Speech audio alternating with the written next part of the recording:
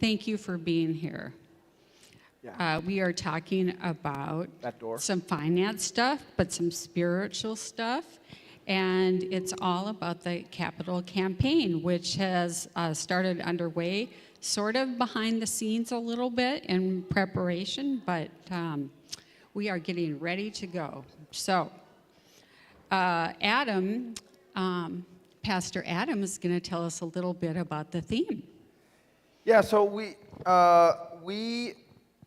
I've talked a little bit about this, but I think it's important for when we're talking about the capital campaign to give you just an idea of where the theme comes from, but also where the spirit behind the things that we're doing comes from.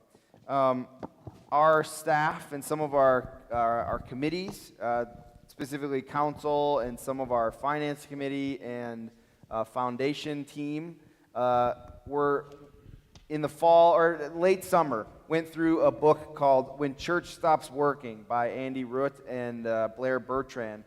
And within it, they talked about what we spent a little time on this fall, which was about this posture of waiting. But they also mentioned within that book that the difference between what they thought was a mission statement and a watchword. And not that mission statements are bad. It's good that we have statements about our intended mission for what we're doing as a congregation, but also a watchword where we're actively paying attention to how God is working in our midst. In the book they write, the watchword is the lens through which we look out into the world for the living God. It helps us discern the ways this living God, who is God, acts in the world. The watchword is a story or a slogan of how this church, this community, has encountered the living God. And so as I thought about that watchword for Trinity and what I've learned over the couple of years that I've been here, is what informed the spirit behind the theme for our campaign. And it was interesting when we met as a campaign leadership team that this confirmed what I knew about Trinity as I've learned over the last couple years. We asked the question at our campaign leadership team, like, how long have you been at Trinity and why are you a part of Trinity? And I just want to share with you some of the words that came through from those intros. Words like community, intergenerational, family, faith growth, energy, children's programs. It's our small town, welcoming, life-centering, balance, home, love, God is alive, relationships, people, and welcoming. I said that twice, but it came up twice, more than that. All of these words and all of the answers that people gave were rooted in community, really in the relationships that are built here and how that frames people's experience and the meaning that they get from being a part of Trinity. And so that was where this theme of gathered into one came from. But it is absolutely more than a capital campaign theme or comprehensive campaign theme. This is intended to be something that we use as a guide for longer term than just this campaign, to help guide everything that we do.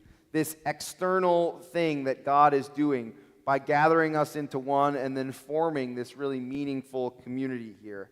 And so it's going to be our guiding call for this campaign in the things that we're doing and for the ministry that we do outside of the campaign. But specifically regarding the campaign, as you've maybe seen throughout the publications that we've put out and the things that we've talked about, there are areas of focus for us.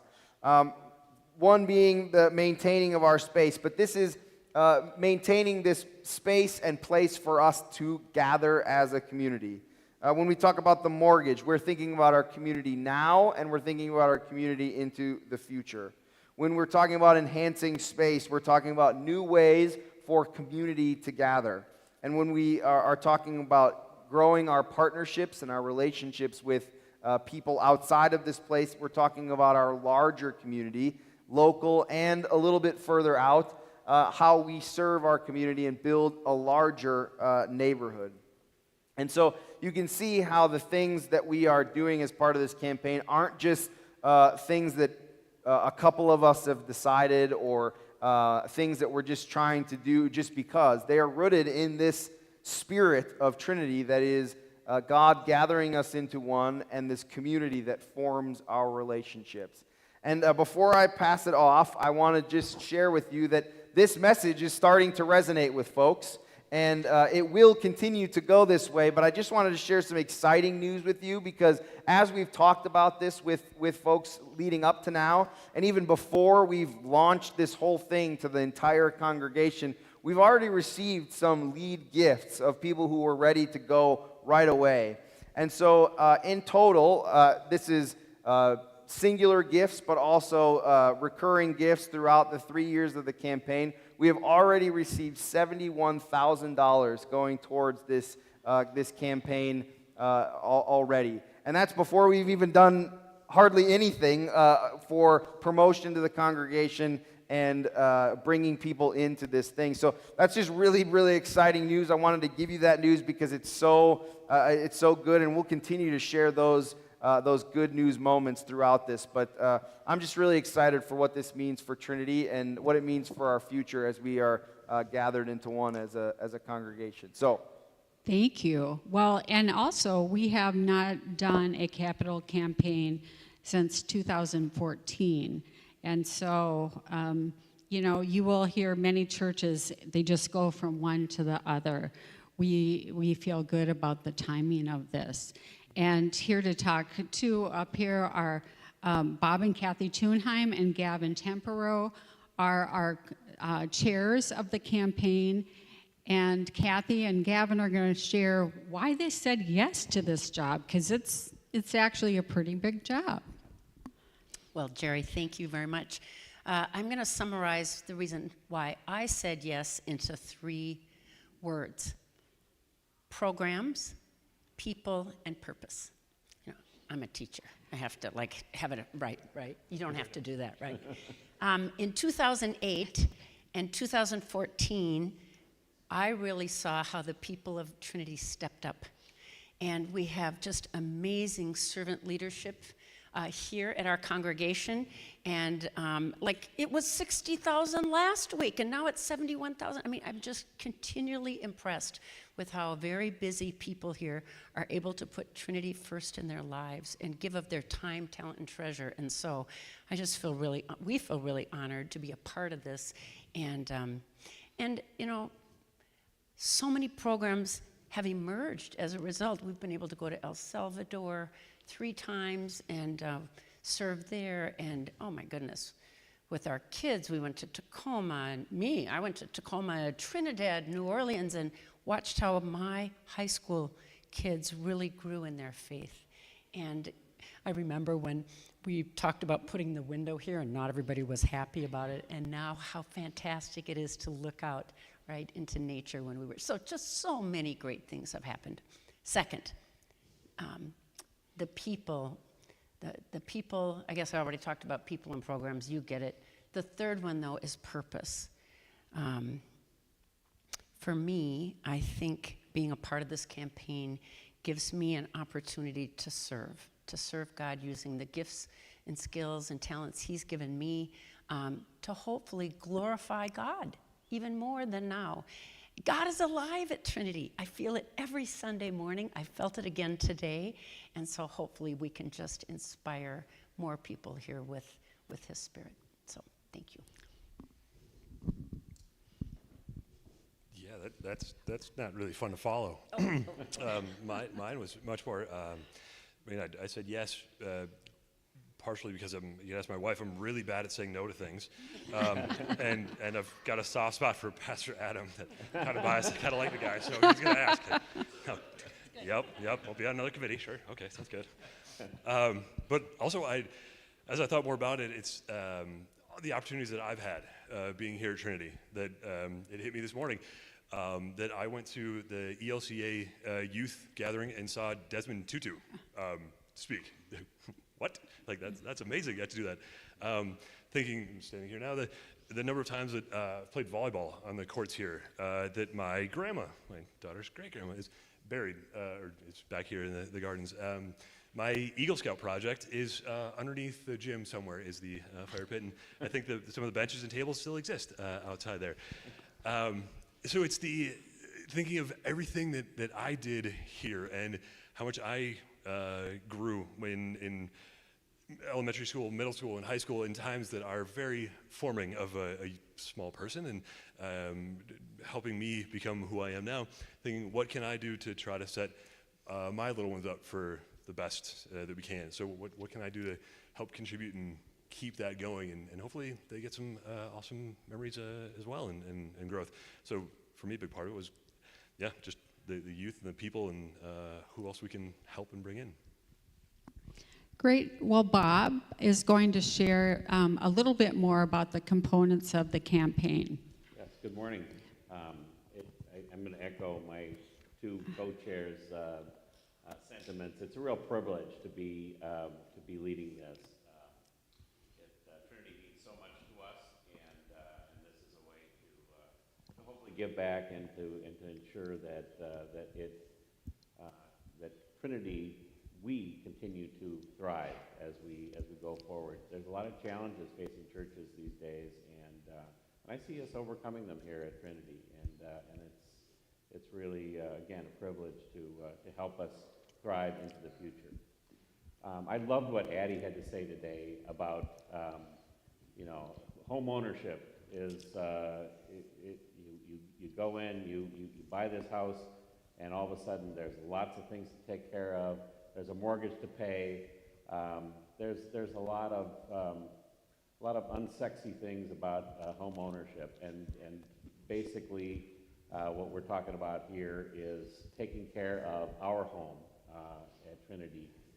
We have a roof that needs replacing. We have very aged HVAC equipment here, and it's one of those things that, again, as a homeowner, the furnace breaks down, you got to fix it, right? The roof starts to leak, you got to fix it. We've been blessed with no snow this winter, or else we probably would be seeing some buckets out there collecting the dripping from the snow on our roof. But we need to fix it, and so that's priority number one of this capital campaign. We need to make sure that our roof doesn't leak. We need to make sure our HVAC turns on when we want it to turn on, and those things we just have to take care of. And so I appreciate very much the fact that in the 27 years I think we've been here as members, people have always stepped up. When something needed to be done, the hat got passed and miraculously it was taken care of. We really can't count on that being the case going forward. We need to be a bit proactive and fix some of the things that we know are going to need fixing before they become an emergency. So that's priority number one, is really to take care of our facility here. Number two is a mortgage. We are blessed to have a very manageable mortgage here, but it takes money away from our general fund to have to pay that mortgage every month. So what we're trying to do here is get money through this capital fund campaign that will take that out of the general fund and allow us to use that money in the general fund for programs and the things that keep us coming back. So that's priority number two. We again, despite the fact that the mortgage is relatively manageable, I think $270 some thousand is where it's at right now. Our rate has gone up as many have seen their own adjustable rates go up. Our rate went up to 5.75, I believe it is. And we have a balloon payment in like 3 years that's due on that mortgage. So what we hope to do through this capital campaign is take those mortgage payments out of the general fund and hopefully have enough to pay off that mortgage when that balloon payment is due. Third thing is enhancing our facilities. So if we are blessed enough to reach our goal of 1.25 million, which I think is very attainable. That's about what our yearly budget is. And we're talking about a 3-year period, so I think it's very appropriate to be using that as our goal. And if we are able to reach that goal, and we are able to bring in the projects that are needed to keep our facility running well, we'll have some excess funds, and we can use those funds to reimagine our spaces here, to better fit the ministries going forward. Church is changing, and society is changing. We need to change with it, and so we need to make sure that we are fully using the spaces that we have here to keep Trinity a vibrant part of our community. Going back to what Addie was talking about at the service today, it's the extra money that comes after taking care of all of the other things that we can maybe use to remodel our space so that our family has a better, uses that space better. Essentially, that's what we're talking about here. It's taking a look at the fellowship hall, perhaps, or perhaps there's other spaces that we can use better to attract and retain a vibrant membership here. So those are the components of the campaign. There's a fourth component, which we're always very proud of here, is to have a tithe, so that you have the option of saying 10% of your capital fund donations go towards a couple of very worthy projects. And I'm going to turn it back over to Pastor Adam to talk about those. Sure. So, that has been a tradition here at Trinity to make sure that we are doing our part when we're raising money for ourselves, to also be thinking about the way that we are partnering with our outside organizations to build community beyond just these walls. And so that is a priority within this campaign that we are doing alongside the other three priorities. It's not priority 1 or priority 4, it's just alongside all of the rest of it, and we hope that people will be excited about it. The first one is we are partnering with local folks trying to I'm trying to think of the best way to describe, best words for it, to deal with the housing issue in our neighborhood. There is a need for affordable housing in our area. Despite what it may look like around us, there are needs for folks to have affordable housing, and so there is an affordable housing building being built, and an attempt being made by local organizations to build a place called Melrose Commons. And at that affordable housing space, there is a need for playground for young families to be able to play and to build community there. And so we are hopeful that we're going to be able to raise enough funds that we can help fund that playground at Melrose Commons. And so that's one piece. Again, addressing a need in our kind of hyper-local community here in Long Lake, Orono area. The second piece is with our partners at Salem Lutheran in Minneapolis. They have discovered over the years that they are becoming a hub for food insecurity and for the needs of their community and their neighborhood. And they don't necessarily have the facilities to keep that up and keep it going as much as they would like to. In fact, there was a need for them there's now a need for them to partner with the churches that they partner with to fund their community meals on a weekly basis that they're doing there. And so we want to help give them the foundation that they need to continue that ministry in their neighborhood, because that is becoming kind of the primary thing within their community. And so another piece of that growing our partnerships piece will go to Salem to help with funding a commercial kitchen within their church, so that they can run that ministry out of their church. They've also got other things within their building that they need to do that work.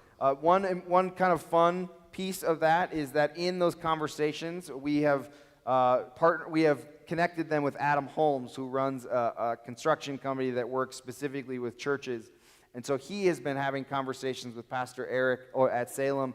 And one of the neat things that has come out of that is actually that Walter Holmes will be doing his Eagle Scout project with Salem, helping to renovate their conference room and meeting space there. And so he's going to take on a huge chunk of this piece that they need as part of his Eagle Scout project. And so one of our own is going to be helping in that way, taking one piece, and then we hope that through this campaign we can help with another piece that will bring Salem to a place where they can keep this ministry going that is so important for their neighborhood. So that's the exciting piece of this campaign also. So we hope that people will consider that 10% tithe to make that happen. These connections are so important, aren't they? You never know what you're going to find out when you talk with someone. So Steve Olson is our campaign consultant, and we are so happy that he is working with us because he helps keep us on track and can use his experience and expertise in working with other churches. Steve is going to tell us a little bit about what will happen next. Well, thanks for the opportunity to be here with you this morning, but even across these 3 years coming up as the span of this campaign. And what a delight when it come to worship and see the wide range of ages that are here gathered into one, from a baptism, a baby, to 100 years old. You know, you have such a wonderful, vibrant congregation here at Trinity. And you have been good stewards. You've been good stewards in terms of your care for this building. We're grateful for the 9+ decades of people who have come before us that have provided this space for worship, that have provided the gathering spaces, and so now to be good stewards in terms of care for this facility. So even though we talk about building and facilities, really we think about community and the ways that you're gathered here together and the opportunities you have not only on Sunday morning, but as I see throughout the week in terms of people coming from the community, using the facilities throughout the week. Next Sunday you have a beautiful concert here as a part of this. I see people playing pickleball just about every day when I'm here. I see the preschoolers coming in, so many different ways that people are drawn into this space. So thank you for your support of that. And healthy congregations are supportive in 3 ways financially. One is your annual ministry support, and thank you to the ways that you responded this fall. The ways that there were at least 20 new households that pledged for the first time, that 50% of households increased their annual support. So that is really encouraging as we go into this capital piece of the campaign. And then the third leg of that stool, the ways you've been good stewards, is through the Trinity Foundation and the ways that we can think about making legacy gifts that may go well beyond the span of these 3 years, but continue to share the story of God's love in Christ for generations to come. And so all of that will be part of the invitation over the course of these next 5 weeks particularly, but over the course of these 3 years as well. And so what's going to happen between now and on March the 17th, when everyone will be invited to respond in this way with a gift and or pledge, is the opportunity to have conversations in terms of visits, in terms of small groups, in terms of every Sunday, hearing a little bit more about this throughout the week. Grateful that we have a larger campaign leadership team. I'm grateful for these leaders that you see before you, and also many of us that gathered last week and will be gathering again on Tuesday night. And so we hope that if you're called upon to be a part of this, whether it's making invitational, informational phone calls or sharing something of this with others, that you'll have that opportunity and will respond joyfully and generously with your time. Sometimes people ask, they say, I want to be more generous. How could I be more generous? And so I just want to share with you just a little bit in terms of thinking about that. I think it really starts with being intentional. And whether it's making a pledge, or as some people call it, an estimate of giving, or giving intention, with understanding that things could change in life, but just starting by being intentional about that is an opportunity for us. We don't know what the next 3 years will bring, and so there might be changes, but at least to start out with that. I know in our own household, if we waited till what was left over at the end of the month or the end of the year, it wouldn't be the same as what we're able to do by being intentional and upfront about what we're going to set aside and what we're going to share as a part of this. Many of you have had other ways of being able to be generous. Let me just name a few, and we can talk more in the weeks to come in terms of this, but some of you gift appreciated stock, for example, and so instead of selling that and giving the proceeds, if you've had it for at least a year, and it's increased in value, then you can gift directly to the church, and you pay there's no capital gains on that gift. You get the full value of that. So that's a way, a popular way. Another really growing way, popular way, are for required minimum distributions. And those of you who are now 73 or above know about those. But that's a way of being able to share directly again with Trinity, a part or the whole part of that, whatever it might be, and gifting that directly to the church, and that lowers your tax basis. And in a day when less than 10% of people are itemizing anymore, it's very popular. And someone's pointed out you can start doing that actually when you're 70 and a half. You're required to take those distributions at 73. But as someone's pointed out, they've received an inheritance in which they're already having that. So it could be someone that's younger and they want to share part of an inheritance or a special gift, a family gift that they've had. Another opportunity are through donor advised funds or family foundations. People that have set those up within their own households and are able to think about and gift out of those. And that's especially important, I think, for people sometimes when they don't know exactly, their income is not steady. Whether that's retirement income or whatever, is to set that aside and so that they can be steady in terms of giving, but they can do it at different points of time in terms of those donor advised funds. That's been important in our household too, as things have changed, and even as we wonder about these next few years between those of you who have gone through this, Medicare and Social Security, and where are we in all this, and how can we continue to be generous throughout this in this process. And then we've had people that have given special gifts in campaigns, people who have given property, even a house. Maybe they've just set it up in such a way that they continue to live there for the rest of their lives, and then the proceeds go to the church, or the Trinity in this case.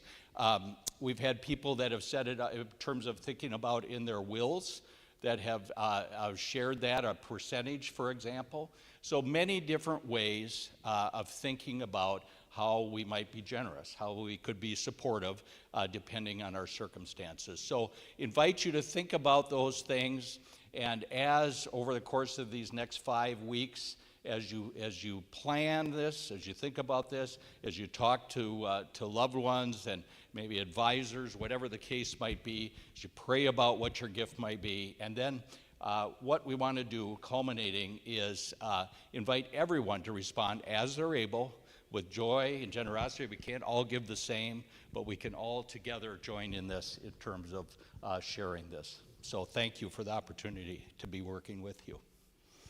Well, Steve, I liked how you said people have been such good stewards.